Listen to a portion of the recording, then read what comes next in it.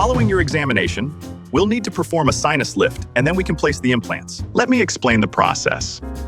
Sinus membrane elevation, bone grafting, healing phase, then implant placement. Why are you surprised? I just watched it in the waiting room. With the new DentalCommunication app, patients can access personalized educational content before they even sit in the dental chair. As soon as they scan the QR code, they gain access to educational animations and content tailored to their specific treatment needs. Patients can learn at their own pace, arrive better prepared for their consultation, and gain a clearer understanding of their treatment options. The platform can also strengthen patient relationships through direct communication tools, convenient review requests, and personalized follow-up content.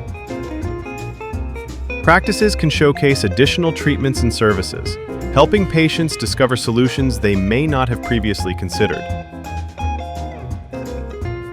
Oh, and I'd also like to schedule aesthetic facial rejuvenation treatment.